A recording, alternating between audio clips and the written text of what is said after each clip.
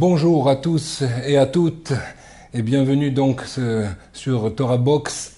Nous allons ce soir ensemble, cette soirée de Hoshana Rabbah extraordinaire, parler ensemble d'un sujet extrêmement important à mes yeux, c'est d'essayer de comprendre dans cette nouvelle année qui vient de commencer pour nous, où Akadosh Baruch Hu ce soir scelle exactement tout ce que chacun va recevoir, et bien on va essayer de montrer à Akadosh Baruch Hu qu'on veut se rapprocher de lui, qu'on veut véritablement épouser la Torah d'une façon encore plus grande, et surtout comment trouver de nouvelles forces, Bezrat Hashem, pour notre service divin. Ça va être donc le sujet de ce soir, et notamment ça va être basé sur un Mahamar du Rav Schwartz, Shlita, et sur des paroles du Baal Shem Tov, donc ça va être plus du côté de la Chassidoute, et vous allez voir que c'est extraordinaire ici ce que nous révèle le Baal Shem Tov, un secret véritablement qui nous a dévoilé, qui va nous permettre de transformer totalement notre vision de notre vie entière, de notre service divin et de tout ce que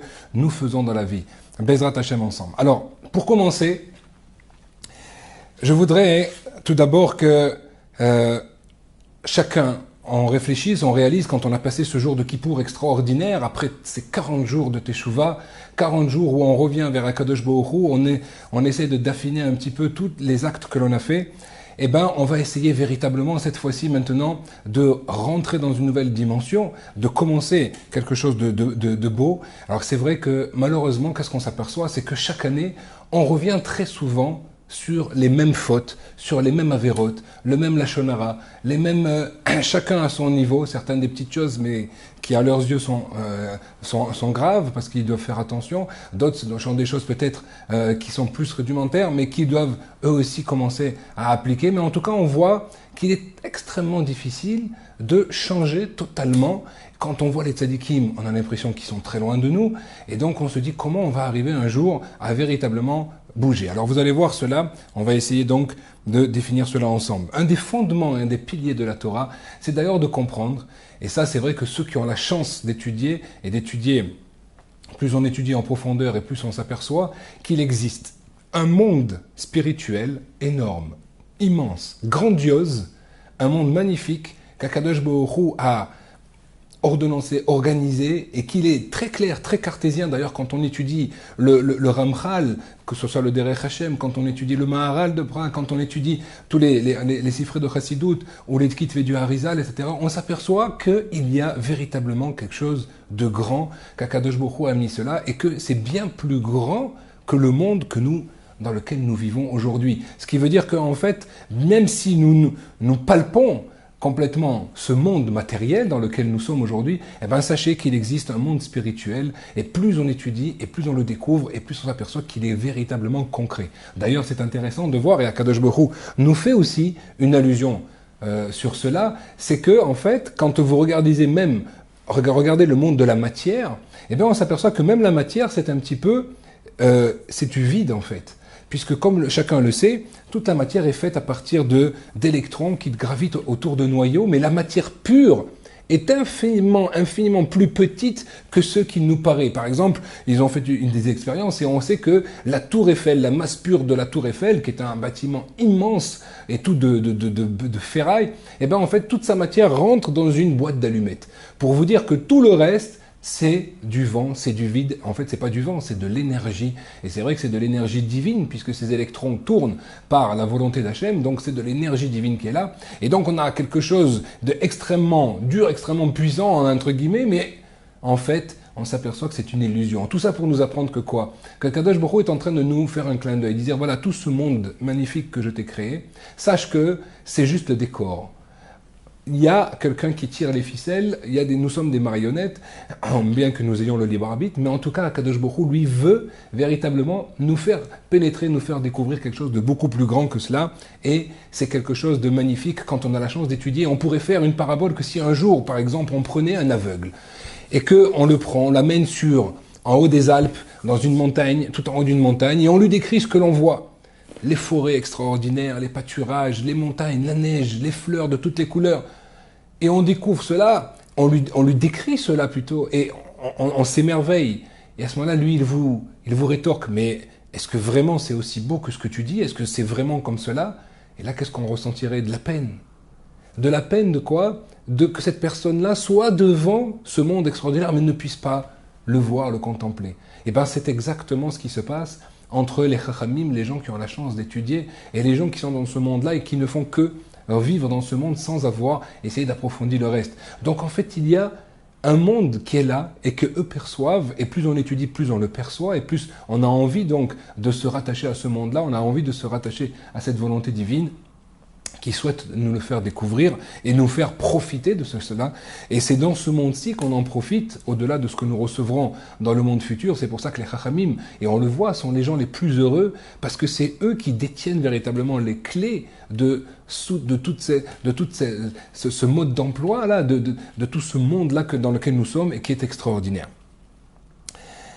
Donc en fait, c'est une réalité qui est là. Nous percevons également cette réalité, car si on posait la question maintenant, c'est vrai que chacun, et tout le monde le sait, nous ne sommes pas faits que d'un corps physique, il n'y a pas que la matière. Il y a le côté spirituel même en nous, puisque nous avons une âme. Cette âme-là est entièrement spirituelle, et c'est vrai que nous utilisons cette âme-là. On pourrait poser la question, dans quoi nous l'utilisons? Premièrement, on pourrait voir au premier abord, par exemple, dans la musique.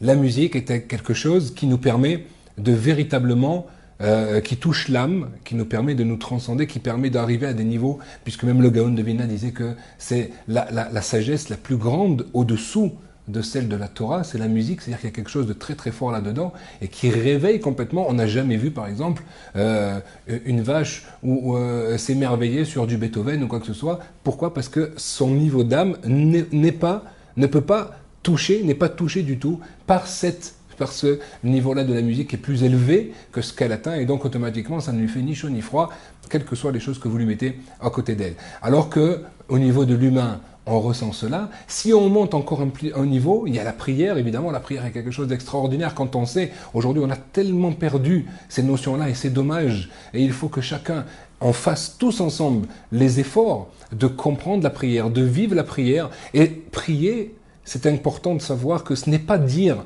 ce qu'il y a écrit dans le Sidour, parce que si on ne comprend pas, alors on ne peut pas prier, puisque prier c'est épancher son cœur. Prier c'est communiquer avec Hachem, c'est parler à Dieu. Or si je ne sais pas ce que je dis, comment je vais lui parler? Alors c'est vrai qu'il y a un mérite, et il faut de toute façon faire ces prières, même si on ne comprend pas tout, parce que dans ces prières-là, les Anshek Knesset Agdola, les sages de la Grande Assemblée, ont ordonnancé dedans des mots extrêmement puissants, extrêmement combinés d'une façon prophétique, et qui va faire que la combinaison de ces mots va de toute façon faire que vous allez recevoir une certaine lumière à travers ces mots-là, mais le but n'est pas là. Le but, c'était véritablement, et dans toutes les mitzvot d'ailleurs, c'est comme ça, c'est que le but, elles sont là pour nous rattacher à Kadosh Baruch Hu. C'est Akadosh Baruch Hu qui nous donne rendez-vous dans ces différentes mitzvot. Là, nous avons passé toutes ces fêtes extraordinaires. Akadosh Baruch Hu nous donne rendez-vous dans la Souka pour recevoir le bitachon, cette mida de bitachon. À Pessah, c'est la Emouna. Quand on a le loulav, on va avoir la force maintenant de conquérir nos ennemis avec cette épée. C'est la vraie épée spirituelle, le loulav, qu'on a pris pendant ces 7 jours, etc., etc. Ce sont des différentes, comme ça, des arrêts, des différents rendez-vous, des points de rendez-vous dans lesquels Akadosh Baruch Hu nous dit, voilà, fais cela et tu vas recevoir telle lumière et telle lumière. Donc c'est quelque chose qui est extrêmement important de réaliser que toutes les mitzvot ne sont là que pour nous aider à nous rattacher à Hachem et non pas l'inverse. Ne pas croire que c'est nous qui faisons plaisir à Hachem à travers nos mitzvot, c'est Akadosh Baruch Hu qui nous donne la possibilité de nous rattacher à lui, de nous rapprocher de lui à travers les différentes mitzvot. Donc la prière en est un, et c'est pour ça qu'il faut investir dans la compréhension de la prière, et si on n'est pas à ce niveau-là, il faut passer du temps chaque jour à parler avec Akadosh Baruch Hu, à parler dans la langue que l'on connaît et véritablement lui remercier, lui dire sur tout ce qu'il nous prodigue, combien c'est des bienfaits, ce qui va nous permettre, nous dit le Rambam, que quand tu vas contempler le monde, quand tu vas réaliser ce qu'Hachem te donne, tu vas arriver à l'amour d'Akadosh Baruch Hu, quand tu vas également ensuite réaliser combien Akadosh Baruch Hu est grand par rapport à ce que tu es dans ce monde, puisqu'Akadosh Baruch Hu, lui, c'est lui qui gouverne sur les milliards de galaxies, et nous ne sommes qu'une petite planète, infiniment petite, dans notre galaxie, parmi les millions de galaxies, et dans cette planète, nous sommes un humain parmi les milliards d'humains qu'il y a. Imaginez comment c'est quelque chose d'infime, et pourtant Akadosh Baruch Hu a fait ce monde entier pour nous. C'est tout cet univers pour nous, pour que nous recevions la Torah, que nous appliquions la Torah, car c'est là-dedans justement que tout se passe, et que c'est là que véritablement l'homme possède son libre arbitre qui va lui permettre de se rattacher à Hachem. Donc en fait, c'est un autre niveau qu'il y a au niveau de la prière où nous utilisons ce côté spirituel. Encore plus élevé, c'était une époque que nous avons malheureusement perdue maintenant et qui va revenir Bezrat Hashem bientôt avec la construction de Beth Amikdash, c'est la prophétie. La prophétie était véritablement un emblème qui était clair, que toutes les nations d'ailleurs voyaient, qui était propre au peuple juif, où les juifs étaient prophètes, Akadosh Baruch Hu s'adressait à eux. Dans ces différents prophètes, il y a eu des milliers et des milliers et des milliers de prophètes, puisque seules les prophéties qui ont eu une conséquence sur le peuple juif et sur les différentes générations ont été inscrites dans le Tanakh, ce qu'on appelle donc entre la Torah, le Pentateuque, les prophètes et les hagiographes. C'est uniquement ce qui a enchaîné des changements ou des enseignements qui sont pour toutes les générations. Mais par contre, il y avait énormément de prophéties à l'époque, mais qui ne concernaient parfois qu'une ville entière ou un groupuscule d'hommes, ou voire même une famille. Et donc ces choses-là n'ont pas été retranscrites par écrit. Donc, mais en tout cas, on avait cela et c'était quelque chose qui était propre au peuple juif, et ça, il ne faut pas l'oublier.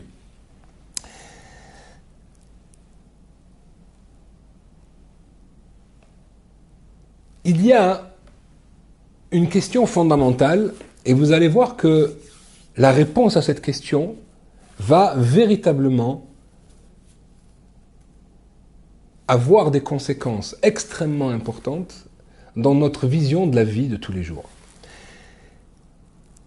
On va poser la question, on approfondira dans la deuxième partie du cours cette réponse-là, puisque nous savons que nous sommes faits de deux entités apparemment antinomiques, comme l'écrit le Ramchal, qui est le corps et l'âme. Le corps qui appartient au monde de la matière, l'âme qui appartient au monde du spirituel. Nous sommes faits de ces deux antithèses, nous sommes combinés de ces antithèses. La question de savoir, qui suis-je véritablement?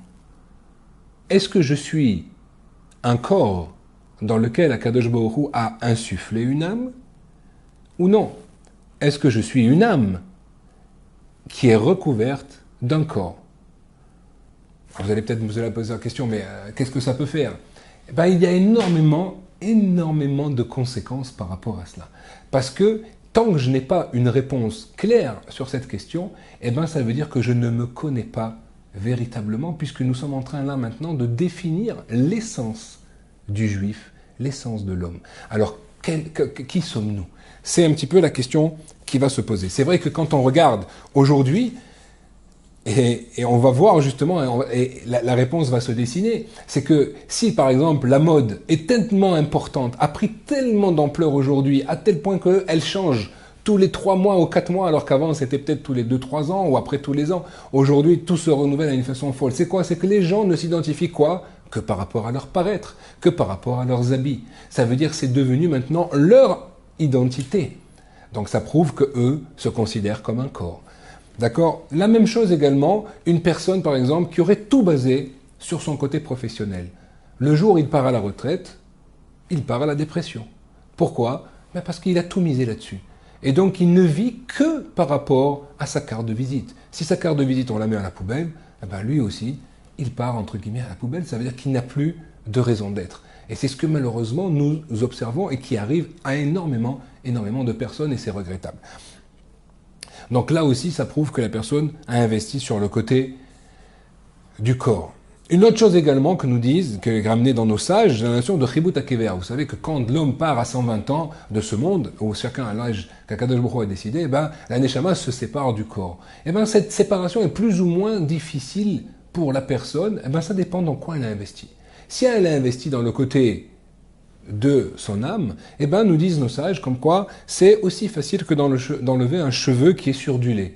Vous mettez votre doigt dessus, le cheveu se colle et vous pouvez l'enlever, c'est très rapide, ça ne fait aucun dommage. Ça c'est pour les tzadikim. Si par contre la personne n'a investi que dans son côté matériel, que dans son corps, donc il va s'identifier même à la fin comme un corps. Donc il ne pourra pas, la Neshama aura énormément du mal de se séparer de ce corps. Et donc là, nous disent nos sages, c'est comme d'enlever du coton qui est pris dans des ronces. Donc s'il va falloir arracher cela, c'est des souffrances et ça prend du temps. Donc là, il faut faire extrêmement attention. La réponse, vous l'aurez compris, c'est que en fait, nous sommes une âme qu'Akadosh Baruch Hu a recouvert d'un corps et pas l'inverse. Prenons un exemple, nous venons de passer maintenant les 40 jours de Teshuvah. Et très souvent, pourquoi est-ce qu'on n'arrive pas justement à faire une Teshuvah? Eh bien, c'est justement à cause de cela. Toute personne qui considère qu'il est un corps, et que dans ce corps-là, maintenant, Akadosh Baruch Hu a insufflé une âme. Donc lui-même, c'est le corps. Si le corps faute, parce que le corps est avec son Yetzer Hara, il se fait avoir par les différentes embûches du Yetzer Hara. Donc comment va-t-il se séparer véritablement de ses fautes, puisqu'elles sont elles-mêmes? Elles reflètent sa propre personnalité. C'est lui-même maintenant qui faute. Donc ça va être très difficile. On pourra peut-être demander pardon, on pourra peut-être essayer d'effacer, mais on ne pourra pas se séparer de ces choses-là. Nous dit le Baal Shem Tov, c'est une erreur. Si par contre tu considères que tu es une âme, Chelek Elokam Ima'al, nous dit le Baal Shem Tov, tu as une âme qui est quoi? Une partie divine, quelque chose de parfait, qu'Akadosh Baruch Hu t'a donné, qui possède des moyens extraordinaires. Donc toi maintenant tu es une âme qui est recouverte d'un corps. Donc le corps c'est quoi? C'est un habit. Que se passe-t-il quand on a sali un habit? Eh bien on le met à la machine à laver. Mais nous, on n'a pas été touchés. Donc même si cet habit-là, il va falloir le laver, on ne peut pas le mettre de côté. Parce qu'il est là. Mais on n'aura pas été touché dans notre essence. Notre essence reste bonne. Mais maintenant par contre, c'est cet habit-là dont il va s'occuper et c'est ce que nous avons fait pendant les 40 jours de Teshuvah. Donc je nettoie cet habit. Il va falloir plus ou moins frotter en fonction du degré de salissure. Mais cependant, je reste moi-même conscient que je me suis fait avoir par le Yetzer Hara. Ce Yetzer Hara, il a sali maintenant cette enveloppe, cet habit, et cet habit, je dois le nettoyer, je dois m'en occuper. Mais pour autant, et comme maintenant Kippour est passé, si nous avons fait véritablement le travail, et je sais que vous avez fait le travail, car nous sommes venus à Kippour, nous avons demandé d'une façon sincère pardon à Akadosh Baruch Hu, nous prenons des résolutions, nous essayons de faire au maximum maintenant, donc Akadosh Baruch Hu nous a effacés. Celui qui n'est pas joyeux à la fin de Kippour, c'est qu'il n'a pas compris Kippour. C'est que le Kippour, c'est qu'un jour saint où Akadosh Baruch Hu nous met un raz-de-marée de pardon et de miséricorde qui efface. C'est une vraie machine à laver, cette fois-ci, qui nettoie toutes nos fautes, si on peut faire cette parabole. Et donc, automatiquement, nos habits sont propres. Maintenant, quand on rentre dans Sukkot, c'est toute la notion de travailler la Avodat Hashem, cette fois-ci, dans la joie. Et c'est pour ça qu'il y avait cette fameuse Simchat Bet HaShoeva qu'on a vécue pendant ces 7 jours-là. Et donc, cette Simcha-là, tous les soirs. Pourquoi? Parce que cette fois-ci, on rentre maintenant dans la Avodat Hashem avec la joie. C'est beaucoup plus facile de servir à Kadosh Baruch Hu quand on jeûne, où on n'est que spirituel, on est comparé à des anges, nous disent nos sages, ce jour de Kippour. Mais pourquoi? Mais parce qu'on n'est que dans la prière. Par contre, quand tu rentres maintenant dans la soukha et que tu vas manger et que tu vas étudier et que tu vas faire... Là maintenant, c'est quelque chose de beaucoup plus grand. Et donc, c'est là où il va falloir mettre toute ta simra, toute ta joie là-dedans. Donc ça maintenant, c'est voilà pourquoi une des conséquences qu'on peut voir entre la perception d'une personne par rapport à son corps ou par rapport à son âme. Mais vous verrez que dans toutes les facettes de tout ce que vous faites dans la vie, eh bien vous allez voir que en fait, une personne, par exemple, ne pourra jamais déprimer si elle réalise qu'elle est une âme. Pourquoi? Parce que l'âme est parfaite. Donc, quelle serait la raison maintenant de déprimer? La déprime ne vient que quoi? Que du Yetzer Hara. Vous savez que nous disent nos sages, le Yetzer Hara prend plus de mérite, entre guillemets, c'est-à-dire il prend des points, lui, beaucoup plus par rapport à quoi? À la dépression, si on peut dire comme ça, ou comme on dit le yush en hébreu, ça veut dire la personne est très déçue après la faute que la faute elle-même. Une personne qui fait une faute, eh ben, il peut la mettre de côté et après s'en occuper pour faire teshuva et la nettoyer. Mais une personne qui tombe en se disant « Oh là là, je ne vaux plus rien, je ne suis pas capable, etc. J'ai encore fauté », là, le Yetzer Hara, il se régale. Pourquoi? Parce que cette personne est en train de déprimer. Et donc, quand elle va déprimer, elle va donc moins bien prier, moins bien étudier, moins bien être avec ses amis, etc., etc. Et donc, ce sont des centaines de Averot qui vont arriver par derrière. Donc là, il faut faire attention. Là, si on a conscience, comme quoi on va distinguer, et c'est ce dont on va parler tout de suite, c'est comment faire cette distinction. Vous allez voir tout de suite, vous allez voir que toute la vie peut changer et on ne pourra jamais, jamais tomber dans la dépression. C'est ce que je souhaite à personne, Bezrat Hashem. Et au contraire, c'est une véritable simcha qui va être là, justement parce qu'on va se rendre compte de ce potentiel qu'Akadosh Baruch Hu nous a donné. Alors, c'est pour ça d'ailleurs que nous disent nos sages, et dans la Gemara c'est écrit, et que nos sages nous répètent, Rechaim bechayem nikreim metim. Les gens qui sont Rechaim, c'est quoi les Rechaim? Les gens qui investissent sur le corps, les gens qui investissent uniquement sur la matière. Nikreim metim, c'est pas une vraie vie. Ils sont comme morts. Ah, pourtant ils ont beau avoir dans les plus beaux yachts et dans les choses que vous voulez, etc. Mais quand vous discutez avec eux, vous vous rendez compte que c'est très pauvre. Ils n'ont pas d'intériorité, ils n'ont pas de spiritualité, ils n'ont pas de valeurs. Ces valeurs-là qui sont des valeurs que personne ne peut nous prendre. Alors que tout le reste, on peut le perdre du jour au lendemain. Il faut faire extrêmement attention là-dessus. Le monde aujourd'hui court vers cette notion de plaisir dans tous les domaines quels qu'ils soient, mais personne ne sait véritablement quoi chercher. Personne ne sait véritablement où se trouve le bonheur, si ce n'est ceux qui ont la chance d'étudier la Torah. Et comme nous disent nos sages, quand tu es malade, tu vas voir le médecin. Donc quand tu es malade au niveau de ton âme, va voir les chachamim. Eux vont te guérir et eux vont te montrer le véritable chemin. Alors pourquoi? Qu'est-ce qui manque en fait? Eh bien, qu'est-ce qui manque, nous disent nos sages? Il manque tout. Une personne qui n'est pas dans la spiritualité, et même le Rav d'Esther l'amène dans le Mertav Eliyahu, comme quoi le bonheur ne peut être que spirituel, puisque c'est quelque chose que tout le monde cherche, mais qui va permettre un épanouissement véridique. Si vous regardez, qu'est-ce que les gens recherchent? Les gens, ils recherchent l'argent, ils recherchent la... Non, certains vous diront la santé, certains vous diront... Mais ce qu'en fait, qu'ils veulent, c'est quoi? Ils veulent être heureux. Ils veulent du bonheur. Or, le monde est en train de mentir depuis des générations en nous faisant croire que le bonheur, c'est le kiff, c'est le plaisir. Mais c'est pas vrai. Et tout le monde sait très bien qu'avec un minimum de réflexion, le plaisir est quelque chose d'éphémère, le plaisir est quelque chose dans lequel il va falloir augmenter les excitations de plus en plus dans quelques domaines qu'ils soient. Et aujourd'hui, malheureusement, nous sommes arrivés par exemple aux extrêmes dans tous les domaines pratiquement qu'ils soient, et au point même que l'humanité est en train de faire un petit peu un retour et se dire maintenant à quoi tout cela mène, c'est quoi cette supercherie. Donc là maintenant il va falloir faire attention, il va falloir quoi? Une triat ametim. Nous disent maintenant le Chazal, il faut une triat ametim, c'est-à-dire qu'il faut opérer un changement radical dans l'homme. C'est quoi triat ametim? Triat ametim, la personne elle est déjà partie de ce monde, Akadosh Baruch Hu reprend cette âme-là et il la remet dans un corps encore plus élevé, différent, pur, beaucoup plus fin et beaucoup plus élevé, et qui va lui permettre justement de rentrer dans un monde beaucoup plus grand. C'est ce qu'on aura dans l'Olam Haba, où on verra à Kadosh Baruch Hu, il y aura la perception de la divinité d'une façon claire. Et donc il faudra un corps beaucoup plus nettoyé, beaucoup plus élevé que le corps que nous avons aujourd'hui qui fait trop écran. Et vous savez qu'à chaque fois qu'une personne va vers la matière, se rapproche de la matière, ou chas v'shalom ferait une faute, eh ben elle crée des écrans qui augmentent l'épaisseur, je dirais, des différentes voiles, des différentes barrières, tout ce qui nous sépare d'Akadosh Baruch Hu et qui fait qu'en fait, au bout d'un moment, on ne voit plus et on ne perçoit plus ou on n'est plus sensible à cette lumière d'Akadosh Baruch Hu. Donc voilà pourquoi la personne, au bout d'un moment, elle n'aura plus envie de prier, ou elle aura moins envie de prier, ou elle aura moins envie de faire certaines choses. Pourquoi? Parce qu'elle ne se rend pas compte qu'en fait, elle-même, elle crée un éloignement par son comportement. Akadosh Baruch Hu, lui, il ne veut qu'une chose, c'est nous donner la bracha. Akadosh Baruch Hu, lui, les étiv, les zoulat, Akadosh Baruch Hu, lui, qui est la mida de tov, la mida de bien absolu, c'est lui qui a fait alors qu'il n'avait besoin de personne.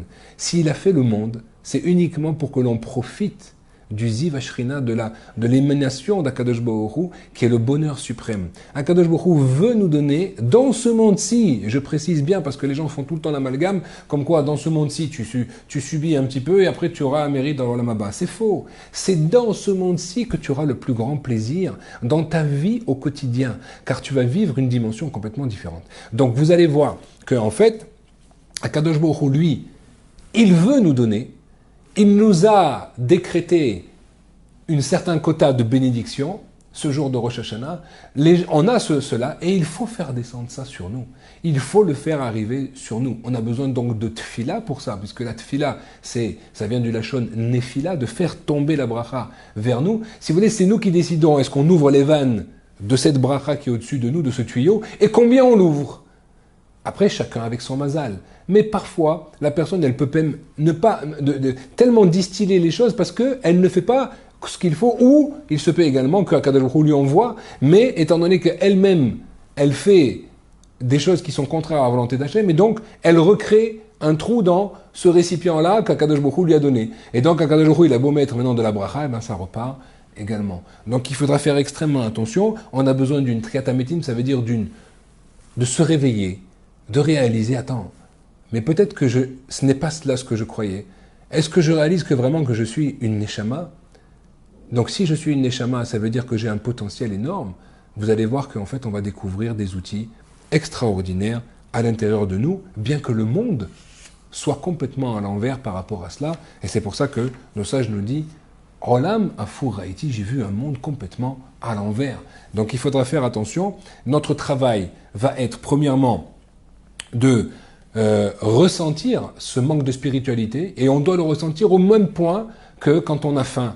Ben, physiquement, on a le ventre qui nous crie j'ai faim. Quand on a soif également, et ben on doit avoir la même chose au niveau de la Torah. Et ben vous allez voir que même les gens qui étudient régulièrement, pourront vous le dire que quand on arrive dans les vacances, et ben on s'aperçoit que on n'a pas le même rythme d'études, et ben il nous manque quelque chose. On a un manque. On doit arriver à cela d'une façon très forte, au point que maintenant ça nous manque. On a besoin de cette lumière, on a besoin de cette spiritualité, de cette étude qui va nous remplir et qui va nous également nous sevrer, nous rassasier comme on le ferait d'une façon matérielle. C'est vrai, je le conçois, que cela demande d'abord une décision.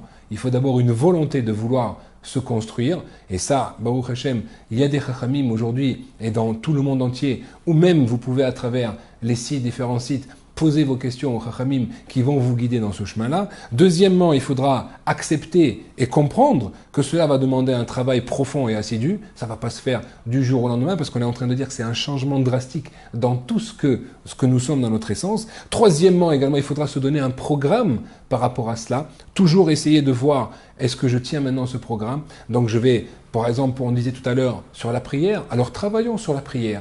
Un petit peu, il n'y a pas besoin de beaucoup.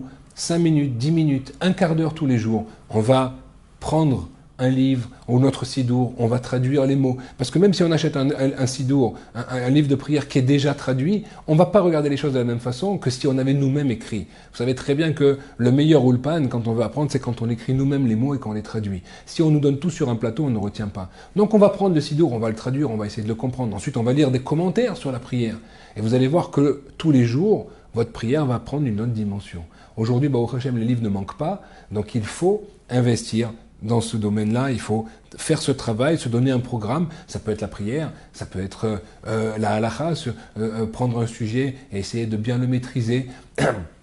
Ça peut être une mida, travailler sur quelque chose qu'on a envie d'améliorer en soi, etc., etc. Il n'y a pas de fin là-dessus, mais ce qui est important, c'est ce programme-là d'une façon quotidienne et assidue. Et quatrièmement également, toujours faire un petit peu une introspection pour savoir où j'en étais, comment a été ma prière le mois dernier, comment est-ce qu'elle est ce mois-ci, est-ce que j'ai changé? Ensuite on affinera de semaine en semaine, est-ce que véritablement je me réalise que je fais autre chose? Et vous allez voir que c'est ça qui va nous donner des forces, et c'est ça qu'Akadosh Baruch Hu attend de nous. C'est pas que l'on soit maintenant des Moshe Rabbeinu du jour au lendemain, on ne pourra pas l'être du jour au lendemain, mais il faut savoir qu'on peut être beaucoup plus grand que ce que l'on croit, mais ce qu'il faut c'est goutte à goutte, et c'est Rabbi Akiva qui nous a appris cela, que personne ne pourra dire que ce n'est pas fait pour moi. C'est pas vrai, la Torah n'est pas élitiste.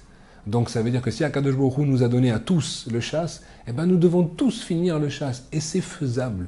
C'est des choses qui nous paraissaient, il y a 20 ans, 30 ans, comme incommensurables. Comment on arrive à peine à faire une page, et puis au bout d'un moment, on s'aperçoit qu'on prend des habitudes, et d'autres habitudes, etc. Et puis au bout d'un moment, on peut faire une page par jour, et finir en quelques années le chasse. Akadosh Baruch Hu ne nous demande pas maintenant de tout finir, mais ce qu'il nous demande, c'est d'avancer. Et vous allez voir que ce goutte à goutte-là, c'est ce qui va donner toutes les forces d'avancer là-dedans. Donc, cette distinction, pour revenir à notre sujet, cette distinction-là entre le spirituel et le matériel qui est en moi, elle paraît toute simple, eh bien, croyez-moi, elle n'est pas forcément vécue par la plupart d'entre nous. Parce que trop souvent, on s'identifie à ce corps-là. C'est vrai qu'on a une âme, c'est vrai qu'Akadosh Baruch Hu nous a donné une mitzvot, donc on va les faire. Mais on n'est pas du tout dans la dimension que nos sages nous disent. Tu es quelqu'un de beaucoup plus grand que ce que tu ne crois. Si Akadosh Baruch Hu t'a demandé de faire tout ça, c'est parce que tu peux le faire.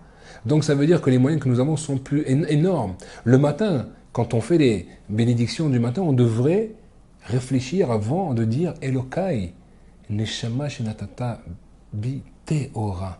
L'âme que tu m'as donnée, elle est pure, elle est immense, elle a un potentiel. Vous savez que ce que fait Akadosh Baruch Hu est parfait. Donc s'il nous a donné cette âme-là, c'est qu'elle est parfaite. Mais à nous maintenant d'aller découvrir cela. Donc, la réponse, on l'a eue, on sait que nous sommes une âme recouverte d'un corps. On va essayer maintenant de voir comment rentrer en contact avec cette âme-là. Et vous allez voir que c'est extrêmement important, parce qu'on va découvrir que même si on a énormément de choses négatives en nous, quand on fait une introspection, on se voit toujours beaucoup plus mal que ce qu'on voit les autres. Ça aussi, c'est un petit piège du Yetzer Hara, parce qu'il faut savoir qu'en fait, le peu que l'on fait a énormément de valeur aux yeux d'Akadosh Baruch Hu, énormément de valeur, même si c'est une petite chose que l'on rajoute, une petite bracha, une petite étude en plus de 5 minutes, on va faire un petit maaser chesed, on va aller aider une personne, etc. C'est énorme, ces choses-là. Si seulement on savait les mesurer, alors on y ferait beaucoup plus attention. En tout cas, ce qu'il faut, c'est un des fondements, c'est de comprendre que très souvent, pourquoi on a du mal à acquérir de nouvelles bonnes midot? Parce qu'on va les chercher à l'extérieur. Or, quand on va les chercher à l'extérieur, notre baromètre, comment se mesurer à ces choses-là, il est toujours faussé. Alors qu'en fait, nous dit ici le Baal Shem Tov, sache que les bonnes midot, elles sont en toi. Le fait même que tu sois juif, tu as maintenant ces bonnes midot à l'intérieur de toi. Va les chercher, va fouiller. C'est vrai qu'il va falloir peut-être faire du tri, mais en tout cas, c'est en toi. Ça sera beaucoup plus facile de trouver des choses qui sont en nous que d'aller essayer d'acquérir des choses qui sont à l'extérieur. Donc ça, c'est quand même toute une notion d'Avodat Hashem que nous devons faire. Alors, le Baal Shem Tov, lui, il explique cela dans ses livres, dans ce qu'il a enseigné à ses élèves, et il nous dit comme quoi il y a 3 notions qui sont fondamentales, qui s'appellent Achna'a, Avdala et Amtaka. Achna'a, c'est la notion de soumission. Avdala, la notion de séparation. Et Amtaka, la notion d'adoucissement. Il faudrait comprendre ici, en fait, que vous allez voir qu'on va réunir les choses, puisque le but, c'est pas la séparation. On a dit la Avdala, c'est séparer. Or, le but, ce n'est pas la séparation, puisque Akadosh Baruch Hu, lui, il est Echad. Il est un. Donc, le but de l'humanité, c'est d'arriver à Echad. C'est de revenir à la notion de unité. Quand tout le monde reviendra à l'unité d'Hachem, Hashem Echad ou Shmo Echad, quand tout le monde prendra et proclamera toutes les nations comme quoi il y a un seul Dieu qui est un et son nom est un, alors automatiquement nous serons dans cette ère-là messianique totalement arrivés. Donc il faut comprendre que le but c'est pas maintenant la séparation, mais ce que dit ici maintenant le Baal Shem Tov, il explique que premièrement, tu dois identifier qu'est-ce qui vient de ton corps, qu'est-ce qui vient de ton âme.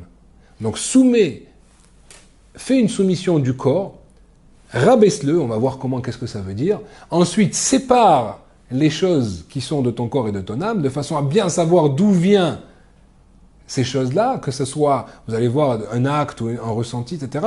Et ensuite, tu vas les remettre ensemble au service d'Akadosh Baruch Hu, ça c'est la Hamtaka. On n'a pas le temps maintenant de parler de cette 3e partie, mais en tout cas, on va essayer de voir les premières. Donc la première, la notion de Achna'a, il y a plusieurs façons d'arriver à cela. À l'époque, ce n'est plus maintenant de nos jours, je ne conseille pas du tout de faire cela. Le Baal Shem Tov dit d'une façon claire que faire un petit trou dans le corps, ça veut dire d'abîmer son corps, peut engendrer un énorme problème au niveau de son âme. Donc à l'époque, il savait maintenant casser complètement tous les midotes, casser le corps, de façon à s'annuler complètement, à être complètement dans le spirituel, se détacher complètement du corps. Il était capable de jeûner, il était capable de faire de se donner maintenant des abnégations au niveau de toutes les ta'avot, qui engendrait qu'effectivement il se purifiait. On a vu le Baal Shem Tov faire cela, le Harizah, on a vu qui a Baba Saleh qui faisait également des choses comme ça, etc. Il y a eu énormément de Chachamim qui ont fait cela. Aujourd'hui, ce n'est plus dans notre génération, cela risque de nous affaiblir encore plus au niveau de notre service divin, donc c'est pas le but. Donc maintenant, qu'est-ce qu'on va faire? Alors, on va aller dans une deuxième notion, c'est plutôt au niveau de la tfila. Avec la prière, on va essayer de réaliser véritablement qu'est-ce que l'on est et combien je manque, combien je suis manquant. Et c'est justement en parlant avec Akadosh Baruch Hu qu'on va réussir justement à réaliser combien Akadosh Baruch Hu il nous prodigue de bienfaits et combien nous sommes complètement dépendants d'Hachem. Et c'est ça le but de la tfila. Un des buts en tout cas de la tfila, c'est d'abord de réaliser notre dépendance à Hachem. Automatiquement, cette dépendance va entraîner une soumission. Cette soumission va diminuer ce koharata hava, cette force-là maintenant de la tentation au niveau du corps, au niveau charnel, au niveau de tout vous voulez, de tous les plaisirs, la nourriture, etc. et tout. Pourquoi? Parce qu'automatiquement, l'homme va être dans la retenue. Donc ça, c'est là, ça va être une autre dimension.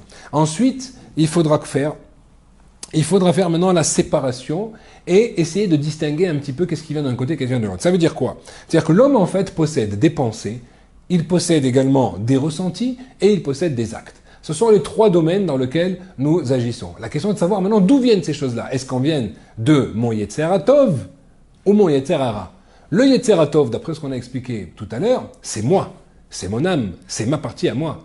Alors que le Yetzer Hara, c'est ce qui va uniquement m'être rapporté à l'intérieur de moi pour m'éprouver et essayer de me faire trébucher, de me faire descendre, et moi je dois justement tenir bon et réaliser qu'est-ce qui vient de la part du Yetzer Hara ou est-ce qui vient de la part du Yetzer Hatov. En règle générale, ça ne veut pas dire que c'est une règle absolue, mais en règle générale, tout ce qui tend vers la notion du corps et donc de la matière vient du Yetzer Hara, puisque le Yetzer Hara, lui, s'occupe au niveau du corps. Entre guillemets, pourquoi je dis ça entre parenthèses? Parce que il y a des chachamim qui ont cassé maintenant déjà, qui ont déjà dépassé ces niveaux-là, et le Yetzer Hara peut être également au niveau spirituel, lui proposer des mitzvot qui ne sont en fait pas des mitzvot qu'il devrait faire en ce moment, c'est déjà des niveaux supérieurs. Mais en tout cas, en règle générale, tout ce qui s'apparente au niveau du corps, c'est la notion du Yetzer Hara. Tout ce qui vient au niveau de l'âme, tout ce qui vient au niveau du ressenti intérieur, alors en règle générale, quand c'est plus spirituel, c'est déjà au niveau du Yetzer Hatov. Quand une personne, elle a envie d'aller prier, elle a un élan d'aller au Bet HaKnesset, en règle générale, c'est pas du Yetzer Hara, d'accord? C'est du Yetzer Hatov, il a fait attention, il a travaillé sa tfila, il a fait attention maintenant de se mettre dans les conditions pour réussir une belle tfila, de se lever tôt, de faire des belles birkot hashachar, de prendre le temps véritablement de faire ses psuke des imra, et donc quand il arrive maintenant dans la Hamida ou dans ces périodes-là du Kachema, il est vraiment dans une itlavut, il est véritablement, comme nous dit le Baal Shem Tov, avec un feu, mamash, rishpe esh là-bas, comme quoi c'est du feu ardent qui lui brûle en lui là, de se rattacher à Kadosh Baruch Hu. Donc ça c'est un travail, mais on voit que là c'est déjà du côté du Yetzer Hatov. Donc au niveau de ses pensées, de ses ressentis, de ses actes, il va falloir faire une distinction entre ces deux choses. Qu'est-ce qui vient du Yetzer Hara ou du Yetzer Hatov? Comment on va faire cela? Avec le Da'at. Le Da'at, nous dit la Gemara, im en Da'at avdala minayin. S'il n'y a pas de Da'at, comment veux-tu faire une différenciation des choses, séparer les choses? Le Da'at permet de faire la distinction. D'ailleurs, il y a plusieurs choses que l'on appelle. Le Da'at, il y a le Chokhmah, le Bina, Da'at. Chokhmah, c'est la sagesse pure. La Bina, c'est la notion de comment on va filtrer un petit peu cette sagesse en fonction de notre connaissance, de notre maturité, de notre vécu. Ça, c'est au niveau de la Bina. Et alors que le Da'at va nous permettre de vivre, après avoir fait cette séparation, cette distinction, de vivre la sagesse que nous avons apprise. Donc la notion du da'at, c'est aussi la notion de chibour. Il y a la notion de séparation avant et la notion de chibour. C'est intéressant de voir, c'est comme ça que le verset nous dit Vayada et Ishto. Adam est allé avec sa femme, ça veut dire qu'ils se sont rejoints. Cette fois-ci, ils ont fusionné, ils ne faisaient plus qu'un seul être quand ils étaient donc là-bas au Gan Eden. Donc là maintenant, cette notion de da'at va nous permettre justement de faire cette distinction. C'est elle qui va nous permettre. Maintenant, ce qui est important, c'est que nous devons toujours nous mettre à l'esprit cette notion comme quoi Ani Tov. Je suis bon. Dans mon essence, Akadosh Baruch Hu m'a créé bon. Elokai neshama shenatatabi tehora. La neshama que tu m'as insufflée, qui est en moi, et qui est moi. Quand on dit insufflée, ça veut dire qu'elle a Akadosh Baruch Hu, c'était moi. C'est là-dessus qu'il m'a dit, parce que c'est ça qui est jugé. La preuve en est. C'est que qu'est-ce qui revient maintenant? Nous sommes tous des Gilgolim, vous savez que nous sommes tous des réincarnations. Qu'est-ce qui revient? C'est pas le corps qui revient. Si c'était moi le corps, il devrait revenir. Non, le corps lui il reste. Ce qui revient, c'est l'âme. Donc tout ce qu'on a réparé est préservé, tout ce qu'on n'a pas réparé revient pour être réparé. Donc on voit bien qu'on est d'une âme qui est faite de différents maillons, et ces maillons-là vont permettre d'être réparés et d'être sauvegardés. Ou on peut également rajouter malheureusement des maillons qu'il faudra aussi réparer derrière si on n'a pas agi dans cette vie-là comme il faut. Mais en tout cas, il est clair que nous sommes une âme. La Triat Ametim, c'est l'âme qui revient dans un autre corps, comme on a dit tout à l'heure, beaucoup plus élevé. Mais c'est l'âme qui revient. Donc nous sommes une âme. Donc là maintenant, il va falloir véritablement réaliser que je suis bon. Donc en règle générale, quand il y a maintenant des bonnes pensées, eh ben c'est les miennes. Les mauvaises, c'est celles que Yetzer Hara m'a mis devant moi. À moi de savoir m'en séparer et les repousser. Pareil au niveau de mes ressentis. J'ai des ressentis qui sont complètement pour Hachem ou pour la Torah. Donc ça c'est du Yetzer Hara Atov. Maintenant quand il y a des ressentis qui sont de l'autre côté, alors c'est à moi également à bien les distinguer. Également à la même chose au niveau des actes. L'acte qui peut être du côté du bien, ça c'est moi. Le côté de l'autre côté, ça c'est le Yetzer Hara. Donc déjà, on a appris à faire attention. Vous allez voir que quand on fait ce travail, automatiquement, on va analyser tous les actes qui viennent devant nous d'une autre façon. On va les prendre d'une dimension beaucoup plus élevée et on va essayer de voir d'où vient cette chose-là. Les pashpesh b'ma'asav, c'est ça que nous demandent nos sages, de nous regarder, d'analyser un petit peu nos actes. Mais si je n'ai pas ce premier postulat, il est très difficile de savoir qu'est-ce qui vient d'un côté ou de l'autre. Donc ça, c'est la première des choses qu'on va faire au niveau donc de cette Havdalah. Et là, je répète encore, cette Havdalah, cette séparation, elle n'est pas si évidente que cela. Elle n'est pas en tout cas au niveau du vécu, vécu aussi facilement ou aussi largement que l'on souhaiterait. Normalement, chaque juif devrait être dans cette dimension. S'il a véritablement cette dimension, vous allez voir que il va transformer sa vie. Parce que il va se répéter sans arrêt. Et d'ailleurs, c'est le conseil que je donnerai à chaque fois, c'est de véritablement passer du temps, chaque jour, 5 minutes, à réfléchir à ça. Ceux qui peuvent plus, c'est encore mieux, mais de réfléchir là-dessus, d'avoir du temps. Tous nos sages nous disent que nous devons avoir un moment dans la journée où je me retrouve avec moi-même et Hachem. Moi et Hachem, c'est tout. Regardez bien, si vous regardez depuis Adam Arishon, Avel, les Avot, Abraham, Yitzhak, Yaakov, Yosef, David Améler, etc., tous étaient des bergers. Pourquoi des bergers? Ce sont des gens qui étaient face à la nature, face à Akadosh Baruch Hu, qui étaient dans la notion de réflexion personnelle. Aujourd'hui, tous les Moussar, le Chovot HaLevavot, Abraham, le fils du Rambam, là-bas, Maspik Leovdei Hashem, il nous montre comme quoi on doit avoir un moment où on se retrouve seul. Si on est capable de faire cela dans la Hamida, dans un Beth Knesset, Inematov, c'est très bien, mais parfois c'est difficile, parce qu'on aurait envie de parler, on aurait envie de pleurer, on aurait envie de chanter peut-être, peu importe la personne, mais ce qui est important, c'est de véritablement laisser aller son cœur, communiquer avec Akadosh Baruch Hu.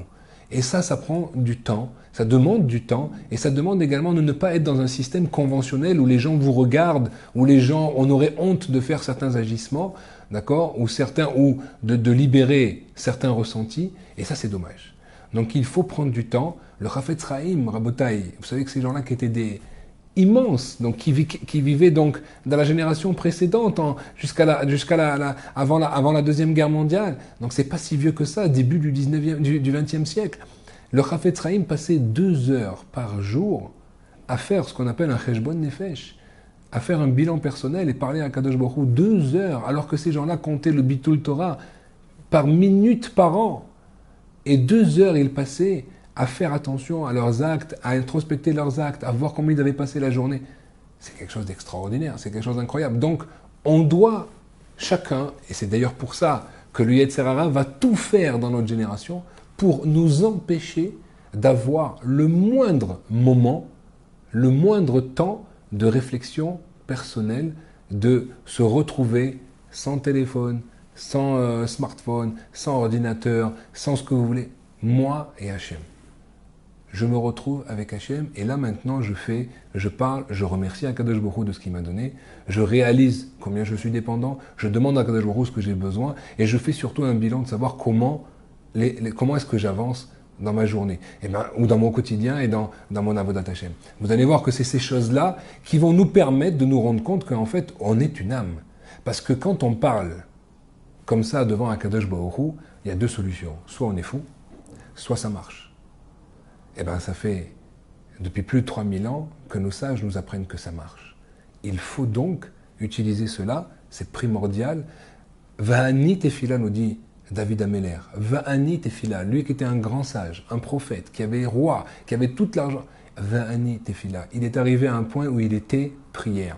Il était sans arrêt dans la communication avec Hachem et c'est ce qui lui a mérité, donné le mérite d'écrire ce Sefer Tehilim, le livre de Tehilim, cette compilation de ces psaumes-là extraordinaires dans lequel tout est raconté. Donc quand on dit, et on a déjà dit tout à l'heure, mais je le répète, quand on dit Elokai Neshama Shenatata Biteora, c'est pas de la rigolade.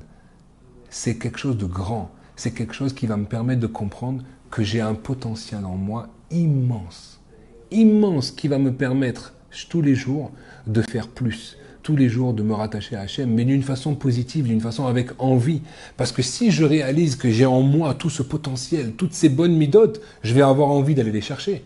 Alors encore une fois, ça ne veut pas dire maintenant que je suis patour, que je suis exempté d'écouter du moussard, parce que le moussard va nous permettre justement de définir, moussard ou chassidoute, peu importe, puisque c'est juste le langage qui change, mais le but est le même, de nous rattacher à Kadosh Baruch Hu et de nous donner les moyens de nous trouver ces kélim. Et d'ailleurs, les Baalei Moussard nous disent que tant que tu n'as pas connu quels sont tes outils positifs pour pouvoir te rattacher à Hachem, alors à quoi ça sert? Comment tu vas pouvoir travailler? Tu ne sais même pas comment travailler. Le moindre artisan, la première chose qu'il a besoin, c'est des outils. Sinon, qu'est-ce que vous voulez qu'il puisse faire de nouveau? C'est exactement pareil au niveau spirituel. On a besoin des outils. Ces outils, on va les découvrir à travers ce que nous dit ici le Baal Shem Tov, qu'en fait, on a un potentiel extraordinaire en nous. Ne va pas chercher les midotes à l'extérieur. Elles sont en toi. Mais par contre, lis les livres des Chachamim qui, eux, les ont définis. Eux nous ont appris à véritablement les paramétrer, les observer de façon à ce qu'elles se révèlent à l'intérieur de nous, chacune d'entre elles, et c'est comme ça que l'on va avancer, c'est comme ça que l'on va grandir. N'oubliez pas également qu'Akadosh Baruch Hu a fait que l'homme étudie toute la Torah dans le ventre de sa maman. Pourquoi? Nous dit le Rav Dessler, parce que c'est beaucoup plus facile de retrouver quelque chose qui est en toi que de prendre quelque chose de nouveau. Donc on retrouve exactement la même notion, ce même enseignement. De la même façon qu'Akadosh Baruch Hu nous apprend toute la Torah pour qu'on la retrouve, donc ça veut dire que toutes les bonnes midotes et toute la perfection est en nous aussi, c'est à nous de le retrouver. Et voilà pourquoi Chazal nous disent que tu dois te poser toujours la question, quand c'est que mes actes arriveront au niveau de celles de mes ancêtres et des patriarches? Je dis, mais moi avec les patriarches, je n'ai rien à voir, c'était des géants par rapport à moi. Je dois comprendre qu'en fait, en moi, j'ai la possibilité de devenir vraiment quelqu'un de grand. Le Rambam d'ailleurs, il écrit également dans Ilchot Teshuvah qu'on a complètement le libre arbitre à 100% au point que l'on peut décider d'être comme Moshe Rabbeinu ou Chas v'Shalom comme Yerovam ben Nevat. C'est vraiment un roi Racha qui a fait faire Avodah Zarah à tout Israël. Donc on a vraiment un 180 degrés de potentiel et de panel ici de décision. Donc ça c'est extrêmement important de comprendre que ce libre arbitre il est à 100% et que c'est moi qui vais choisir, mais pour choisir je dois réaliser qui je suis. Donc là aujourd'hui, ensemble, on a pu voir et répondre à cette question fondamentale de savoir qui suis-je véritablement, d'apprendre à nous connaître et de comprendre que en fait, si je m'identifie à mon corps, je n'aurai beaucoup de mal à me séparer de mes mauvaises actions parce qu'elles font partie de moi-même, elles font partie de mon identité et donc on ne peut pas psychologiquement se séparer de soi, sinon ça peut créer un problème psychique grave, ou psychologique. Mais par contre, si je réalise que je suis une âme, cette âme-là elle est immense. Akadosh Baruch Hu, il m'aime. Akadosh Baruch Hu, il m'a donné quelque chose de grand et il attend que je l'utilise. Donc je vais développer en moi un potentiel extraordinaire, je vais trouver en moi des midotes extraordinaires, et donc je vais arriver à voir la vie d'une autre façon, et à ce moment-là, automatiquement, c'est que la séparation du mal sera beaucoup plus facile, beaucoup plus facile pour moi. Je verrai maintenant comment le Yetzirah essaye de me mettre des actes qui ne sont pas les miens, des pensées qui ne sont pas les miennes, des ressentis qui ne sont pas les miennes, et nos sages vont nous apprendre à nous séparer de ces choses-là pour grandir petit à petit. Donc notre véritable essence, c'est le bon, c'est le bien. Je suis bon, il faut se le répéter. Vous allez voir que c'est quelque chose d'extraordinaire. Ici, je ne suis pas en train de parler maintenant d'un cours de psychologie, c'est la Torah qui nous dit ça. Eux, ils ont pris maintenant ces choses-là, peut-être de nous, mais en tout cas, la Torah, elle nous le dit. Si l'homme se répète cela et apprend à communiquer avec Hachem, vous allez voir que c'est un grand bonheur qui arrive à l'intérieur de lui. Bezrat Hachem, je vous le souhaite à tous, que on apprenne justement à faire cette reconnaissance et qu'on comprenne que si je suis une Neshama, j'ai quelque chose d'extraordinaire, un potentiel de fou en moi, quelque chose d'immense, et je vais trouver des forces inouïes pour faire cet Avodat Hashem et commencer une année magnifique. Ce que je vous souhaite à tous, Bezrat Hashem, Amen, Kenyi Ratzon.